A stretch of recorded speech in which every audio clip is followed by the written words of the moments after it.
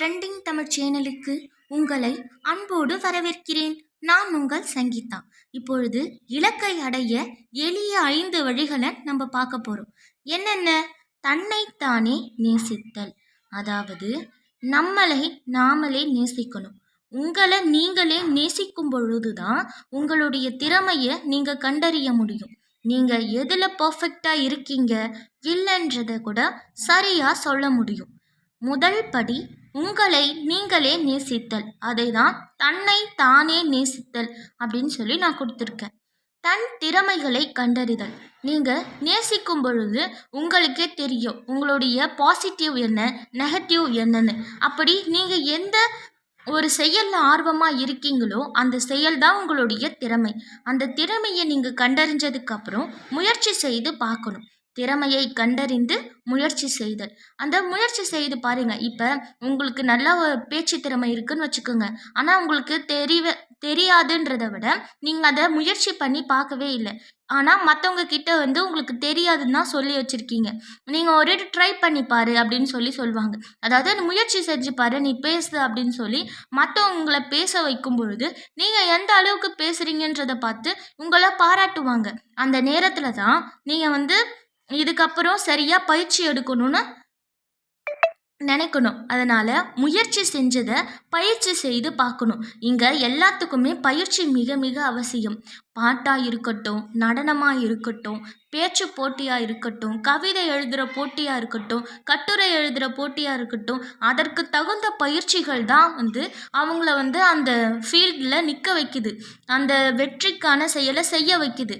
இந்த முயற்சி செஞ்சதுக்கு அப்புறமா அந்த செயலை நம்ம பயிற்சி செய்யும் பொழுது இன்னும் நம்ம அதில் திறம்பட செயல்பட முடியும். அதுக்காக தான் பயிற்சி மிக மிக அவசியம்னு சொல்கிறாங்க.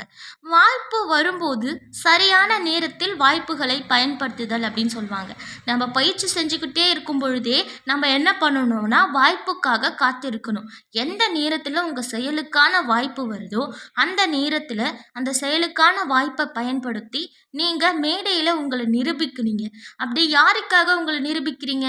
உங்களை நீங்களே அறியறதுக்காகவும் உங்களுடைய திறமைகளை நீங்களே வளர்த்து கொள்வதற்காகவும் தான் நீங்கள் அந்த இடத்துல நிரூபிக்கிறீங்க. இதில் வெற்றின்றதும் இல்லை, தோல்வின்றதும் இல்லை.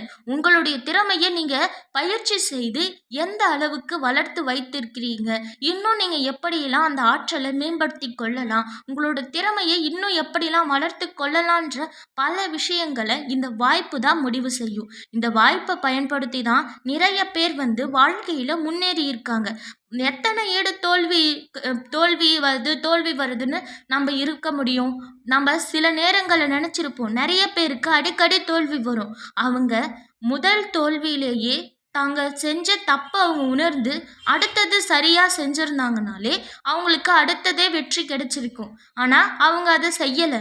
அப்போது நம்ம தோல்விக்கும் வெற்றிக்கும் இதுக்கு எந்த ஒரு சம்மந்தமும் இல்லை. நம்ம முயற்சியிலையும் நம்ம பயிற்சியிலையும் நம்ம உடல் உழைப்புலையும் எந்த அளவுக்கு திறம்பட செய்திருக்கிறோம், நம்ம இன்னும் எந்த அளவுக்கு முயற்சி செய்யணும், பயிற்சி செய்யணுன்ற அளவை தீர்மானிக்கிறது தான் இந்த வாய்ப்பு. அதனால் இந்த வாய்ப்பை நீங்கள் பயன்படுத்தி உங்களை உணர்ந்த தருணத்தில் உங்களோட இலக்கு எதுன்னு தெரியும். அந்த இலக்கின் மீது ஆர்வம் கொள்ளுங்க.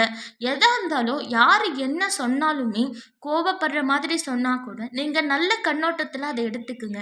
ஏன்னா நல்ல கண்ணோட்டம், நல்ல செயல், நல்ல எண்ணம்ன்றது நம்மளை எப்பவுமே மகிழ்ச்சியாக வச்சுருக்கோம். அதனால் நல்ல கண்ணோட்டத்தோடு எடுத்துக்கிட்டு நீங்கள் போங்க.